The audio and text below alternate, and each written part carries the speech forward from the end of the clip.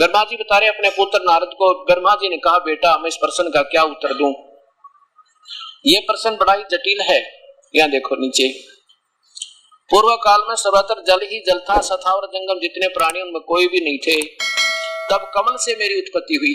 ब्रह्मा जी कहता है जब कमल से मेरी उत्पत्ति हुई उस समय में सूर्य चंद्रमा वृक्ष आदि पर्वत कोई भी नहीं थे, उस नहीं दिखाई पड़े। मैं कमल की कणिका पर बैठकर विचार करने लगा, इस अगाध जल में मैं कहां से उत्पन्न हो गया, कौन मेरा रक्षक है, तथा इस प्रलय काल में सृष्टि में संहार करने वाले कौन पुरुष भगवान है। पुरुष माने प्रभु। और कहीं भी ये स्पष्ट भूमि दिखाई नहीं देती, ये कमल कैसे उत्पन्न हो गया। यो विचार करके मैं जल में उतरा। 1000 वर्ष तक पृथ्वी का अन्वेषण करता रहा, इस पर भी मुझे जल का कहीं और छोर नहीं मिला। इतने में आकाशवाणी हुई तप करो तप करो। तब मैंने तपस्या आरंभ कर दी, कमल पर बैठकर 1000 वर्ष तक तप करता रहा। फिर उसी समय सृष्टि करो ऐसी आकाशवाणी सुनाई पड़ी। उसे सुनकर मैं बड़े आश्चर्य में पड़ गया, सोचा किसकी सृष्टि करो अथवा मेरा क्या करते हुए। उसी समय मधुर कैटब नाम के 2 भयानक राक्षस भयंकर दानव सामने आ गए। उनसे डरकर मैं नीचे उतरा, तब डंठल पकड़कर जल में उतर गया। वहां मुझे एक परम अद्भुत पुरुष के दर्शन हुए। उनका श्री विग्रह मेघ के समान श्याम था, वे पीतांबर पहने थे, 4 भुजा थी, शेषनाग की सैया पर सोए थे। उन जगत प्रभु के गले में वनमाला सुशोभित कर रही थी, शंख चक्र गदा पद्म, इन 4 आयुधों से वो अनुपम शोभा पा रहे थे। ऐसे शेषशाही भगवान विष्णु के दर्शन हुए, मुझे दर्शन हुए। वे योग निद्रा के वसीलों पर गाढ़ी नींद में सोए थे। उनकी सारी चेष्टा शांति, बेहोश पड़ा था विष्णु वहां पे। शेषनाग की सैया पर सोए उन प्रभु को देखकर मेरा मन चिंतित हो उठा। इतने में भगवती योग निद्रा याद आ गई। मैंने उनका सत्वन किया। वे कल्याणमयी भगवती, ये विशेषकर देखने की बात है, वे कल्याणमयी भगवती विष्णु जी के शरीर थे। विग्रह माने शरीर से निकलकर अत्यंत रूप धारण करके आकाश में विराजने लगी। दिव्य आभूषण उसकी छवि बढ़ा रहे थे, यानी वो भूतनी निकल गई उसमें तो दुर्गा, और जिसके कारण वो बेहोश पड़ा था विष्णु जी, भूतनी की तरह बाहर निकल गई, आकाश में विराजने लगी। योग निद्रा विष्णु के शरीर से अलग होकर आकाश में विराजने लगी। तब तुरंत श्री हरि उठ बैठे। बेहोश पड़े थे, होश में आ गए। कोमा में रखते हैं ये बेहोश और परवरिश करते रहते हैं, इनको भी कोई शुद्ध बुद्धि नहीं देती है। उन्होंने मधु और कैटब के साथ 5000 वर्ष तक घमासान लड़ाई की, तब वे दैत्य मरे। 5000 वर्ष तक भगवान विष्णु 2 राक्षसों को नहीं मार सका, इससे समर्थ शक्ति भी नहीं है। और मरे कब? जो पहले देवी के कटाक्ष से मधु और कैटब मोहित हो गए थे, इसके बाद भगवान विष्णु ने गोद में लिटाकर उनके प्राण रहित कर दिया। वो देवी नीचे आई और ये दोनों राक्षस बुरी नजर से उस लड़की के रूप देखने लगे, तो पीछे से भगवान ने मारा। तो अब मैं और भगवान विष्णु 2 थे, वही रुद्र भी प्रकट हो गए और रुद्र भी वहां पटक दिया, ठा गए, तीनों इकट्ठे कर दिए। अब हम तीनों को भगवती अद्या शक्ति के दर्शन हुए। दुर्गा के, वह तो पहले भूतनी की तरह आकाश में खड़ी थी, उन्होंने देखकर मनमुग्ध हो गया। हमने उनकी उत्तम स्तुति की। तब वे आदि माया हम लोगों से कहने लगी।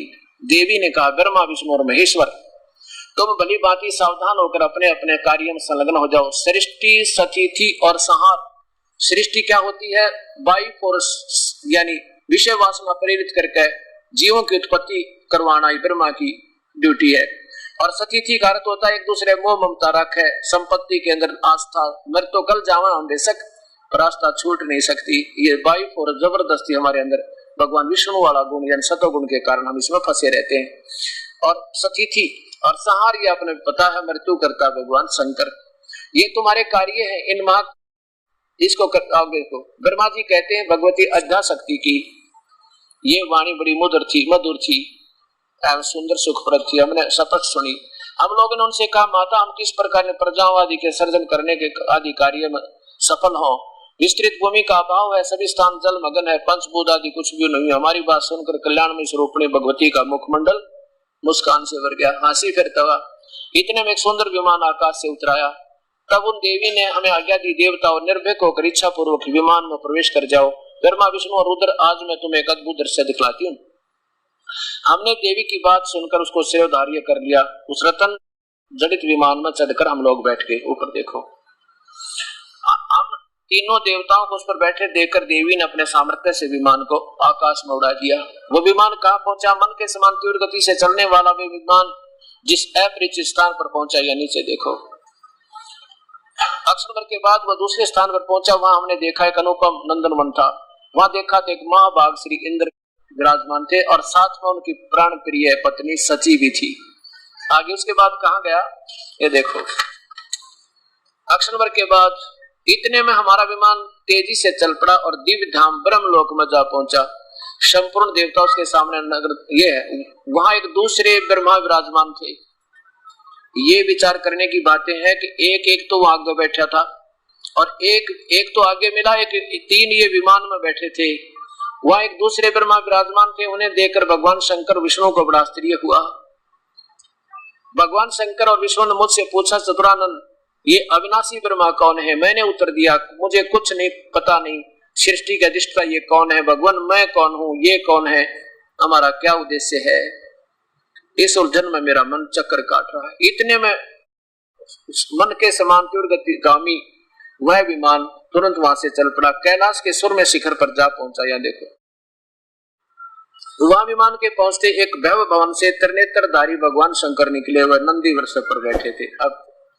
अब तीसरे कहां पहुंचे? यहाँ देखो। अक्षर के बाद वह विमान उस शिखर में भी पवन के समान चाल से उड़ा और बैकुंठ लोक में उस सतोगुण प्रधान क्षेत्र में पहुंच गया।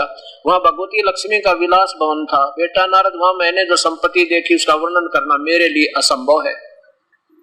उस उत्तमपुरी को देखकर जो हमारे साथ विष्णु बैठा था उसका मन आश्चर्य के समुद्र में गोते खाने लगा। वहां एक विष्णु और विराजमान थे। विराजमान माने बैठे थे। वहां एक कमल लोचन श्री हरि विराजमान थे। उसके बाद कहां चला? इतने में हमारा पवन से बातें करता हुआ वह विमान तुरंत उड़ गया। वह आगे को अमृत के समान एक मीठे जल का समुद्र जल मिला। आगे देखो तो वहां क्या देखा? उसमें वही एक मनोहर द्वीप था और उस द्वीप पर कौन था? उस द्वीप में एक मंगल में मनोहर पलंग बिछा था। सुंदर रतन जड़े थे। उस पर कौन था? उस उत्तम पलंग पर एक दिव्य रमणी बैठी थी। वे ऐसी प्रभावपूर्ण देवी थी मानो करोड़ों बिजलियां एक साथ चमक रही हो। करोड़ों लक्ष्मियों से भी अधिक सुंदर थी। आगे देखो, हम विमान से उतर गए। वहां जाकर देवी ने कहा कि नीचे उतर आओ। वो उसी पर भगवती भुवनेश्वरी विराजमान थी। उन्हें देखकर हम सब महान आश्चर्य पड़ गए। कुछ समय तक हम वहीं ठहरे रहे। आपस में कहने लगे, सुंदरी कौन है? इसका क्या नाम है? हम इसके विषय में बिल्कुल अनभिज्ञ हैं, हम नहीं जानते। देखिए नारद, यो संदेहग्रस्त होकर हम लोग रुके रहे। तब भगवान विष्णु को चेतना दी काल ने, ताकि इसमें पता लग जाए कहीं हम कौन है। तो बता दिया कि तब भगवान विष्णु ने चारु साहिनी भगवती अपनी माँ को देखकर विवेकपूर्वक निश्चय कर लिया कि ये भगवती जगदम्बिका है। तब उन्होंने कहा कि ये भगवती हम सभी की आदि कारण अर्थात अपनी माता है। महाविद्या महामायन के नाम है। ये पूर्ण प्रकृति है। प्रकृति दुर्गा को कहते हैं, ये भी याद रखना। आगे देखो, उसके बाद ये क्या बताता विष्णु जी कि मैंने ये देवी जब देखी थी, मैं छोटा सा बालक था। ये वही देवांगना है यानी देवी हैं जिनके परले वर्ण में जो पानी में पानी था मुझे दर्शन हुए थे। उस समय मैं बालक रूप था। उस समय मैं बालक रूप में था। मुझे पालने से ये झुला रही थी। वटवृक्ष के पत्थर पे सुदृढ़ सिया बिछी थी। उस पर लेटकर मैं पैर के अंगूठे को अपने मुख कमल जैसे मुख में चूस रहा था। विष्णु जी का मैं छोटा सा बच्चा था जब माँ देखी थी। फिर ये बेहोश कर देते हैं। बड़ा जाल है इस खतरनाक इस काल का। आगे ये विष्णु जी स्वयं अपनी माँ की स्तुति करते हैं। तीनों के तीनों खड़े होकर हाथ जोड़ के क्या कहते हैं? तीसरा सकंद ही चल रहा है। तीसरा सकंद देवी भागवत का। तुम शुद्ध स्वरूपा हो। यह संसार तुम्ही से उद्भासित हो रहा है। मैं, विष्णु जी कहते हैं, मैं ब्रह्मा और शंकर हम सभी तुम्हारी कृपा से विद्यमान हैं। हमारा आविर्भाव और तिरोभाव होता। आविर्भाव माने जन्म और तिरोभाव माने मृत्यु। हम तो जन्म और मृत्यु में है, नाशवान है, अविनाशी नहीं है। और अभी तक ये संत में अजरो अमर अजन्मा, कोई माता नहीं, कोई पिता नहीं, सर्वेश्वर सर्वमंडों के रचनहार।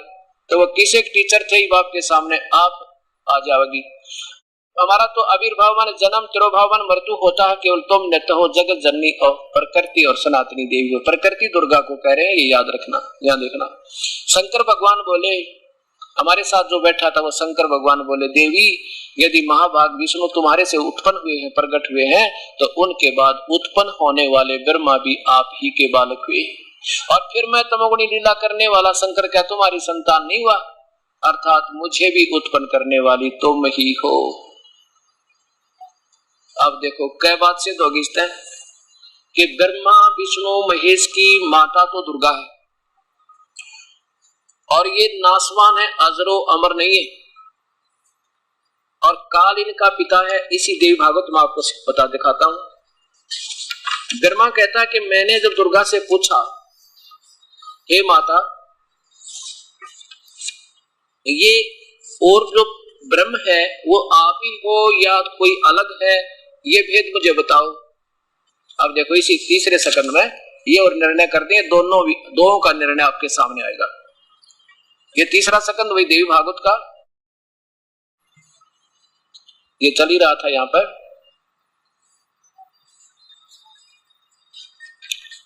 यह देखो तीसरे सेकंड में ही ब्रह्मा ने पूछा, इस प्रकार मैंने जब भगवती ब्रह्मा जी कहते हैं जगदम्बिका से तब कहा, पूछा, क्या पूछा कि तो और ब्रह्मा और आप एक ही हो क्या? यहां देखिए इस पूछा था। इस कोई ये पूछा था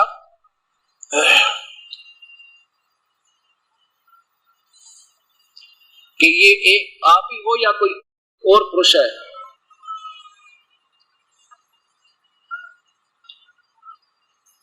यह लिखा, वेद कहते हैं कि एकोम द्वितीयम ब्रह्म, यह है तो क्या हुआ है? आत्म स्वरूपा तुम ही हो अथवा कोई और ही पुरुष है? मेरे संदेह को दूर करने की कृपा करें, किसी महान पुण्य से आपका जो है सेवा में। देखो क्या बोली दुर्गा। ब्रह्मा जी कहते मेरे ऐसे पूछने में देवी ने कहा मैं और ब्रह्म एक ही है, क्योंकि यह डरती नहीं बताती। इसने कहा था मेरा भेद किसी को दे देगी, मेरे से बुरा नहीं होगा। ये ऐसे डरा रहा था इस दुर्गा को बेचारी को, या लावारिस होगी, वहां अपने पति पिता ने छोड़ के आएगी, इस काल का फंस गई, डर इसका डर के मारी आधीन है इसका। कहती मैं और ब्रह्म एक ही है और केवल मुझ में और ब्रह्म इन ब्रह्म में कभी भी किंची मात्र का भेद नहीं है। जो वे हैं वही मैं हूं और मैं हूं जो वे हैं। बुद्धि के भ्रम से भेद प्रतीत हो रहा। और यहां देखो दो बता रही है, क्या कहती है ये तीसरा स्कंद, यहां देखिए। देवताओं, दुर्गा ने कहा, यहां देखो, कोई कठिन कार्य, अब मेरा कार्य सिद्ध करने के लिए विमान पर बैठकर तुम लोग शीघ्र पधारो, जाओ। कोई कठिन कार्य उपस्थित होने पर मुझे समन करोगे तो मैं तुम्हारे सामने आ जाऊंगी। देवताओं, मेरा और सनातन परमात्मा का, उस ब्रह्म का, मेरा और तुम्हारे पिता का तुम सदा ध्यान सदा करते रहना चाहिए। हम दोनों का, अब दो हो गए, वहां तक कहती हम दोनों में कोई फर्क नहीं, हम दोनों का समन करते रहोगे तो तुम्हारे कार्य सिद्ध होने में किंचित मात्र भी संदेह नहीं रहेगा। अब क्या सिद्ध हो गया कि ब्रह्मा विष्णु महेश के माता पिता कौन? दुर्गा और ये काल ज्योति निरंजन ब्रह्म। अब ये गीता काल ने बोली है, ब्रह्म ने।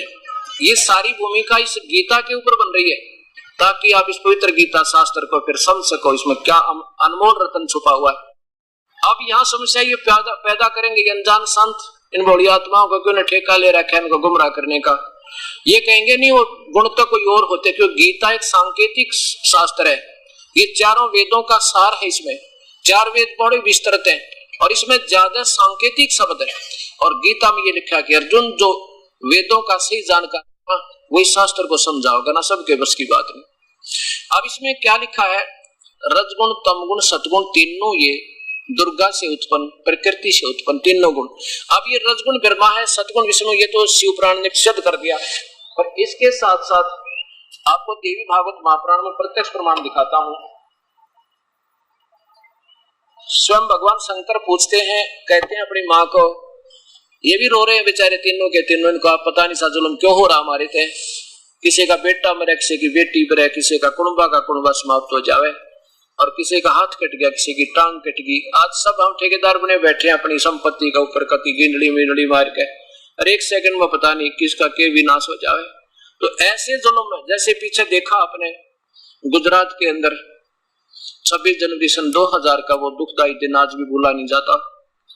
जिन परिवारों ने सारा जीवन खो दिया था उस 3-4 मंजिल की इमारत बना बना के, और उसी के नीचे दबकर 2 मिनट में खत्म हो गए, ढूंढे नहीं पाए। ऐसा ये काल का जाल है। तो ये होता किसके कारण है? भगवान शंकर की के द्वारा होता है। किसी प्रकार का उपद्रव चाहे यहाँ होता है, ये मीडिया इसको इसी ने बनाता है। काल क्योंकि एटम बम बना लिया और रिमोट उसके हाथ में है, जब दबा दे यो अपनी पूरी वो दिखा देता है। ये फिर बाद में साइंटिस्ट इसमें ऐसे ये हो गया था फलाना कुछ हो जाओ, होने वाली बात हो चुकी, अच्छा आइडिया लगाए जाओ क्या हो बुझते हैं। अब यहाँ देखिएगा,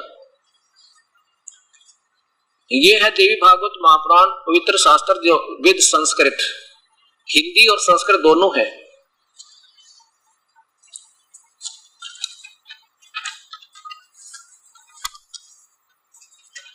अथ श्री देवी भागवतम सभाष्टिकम स मातम खेमरा श्री कृष्ण चंद्र प्रकाशन बम्बई, यहां से इनका प्रकाशित है। और देखो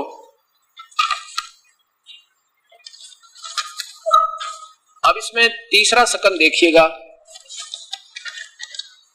ये दूसरा समाप्त हुआ, तीसरा अथ श्री मद देवी भागवते भाषा टीका युक्ते तृतीय सकंद प्रारंभते। इसमें शुरू में ही भगवान शंकर स्वयं कहते हैं, ये 7वां श्लोक समाप्त हुआ, मंत्र 8वां प्रारंभ होता हिंदी।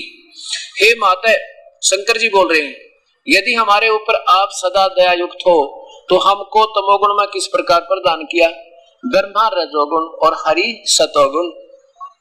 फिर देखो ये 7वां अंत हुआ, 8वां प्रारंभ होता है। हे माता, यदि हमारे ऊपर आप सदा दया युक्त हो तो हमको तमोगुण में किस प्रकार प्रदान किया। शंकर जी कह रहे हैं ब्रह्मा रजोगुण और हरि सतोगुण क्यों बना दिया। संस्कृत भी देखिए, ये 7वां अंत हुआ, 8वां प्रारंभ हुआ। यदि दया धर्मना न सदाम्बिके कथम अहम विहित च, मुझे क्यों बना दिया तमोगुण।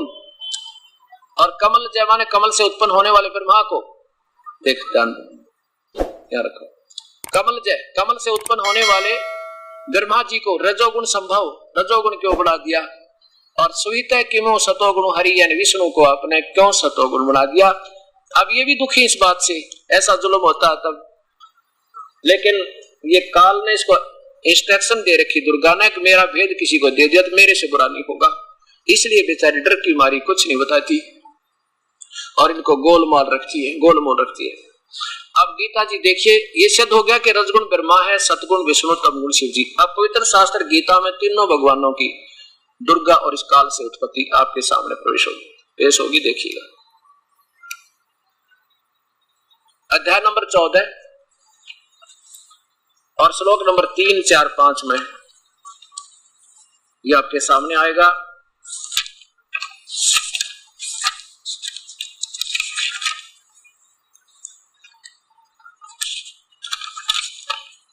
अध्याय नंबर 14 मंत्र नंबर 3 और में देखिएगा।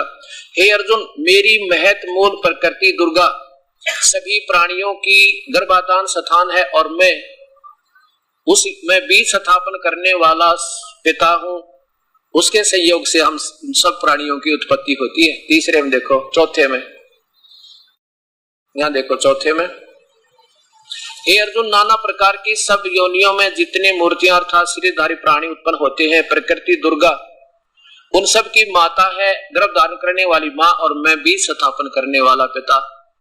5वें में देखो, सीधा ब्रह्मा विष्णु में इसकी उत्पत्ति। ये सतगुण विष्णु, रजगुण ब्रह्मा, तमगुण शिव जी, प्रकृति संभवा दुर्गा से उत्पन्न तीनों गुण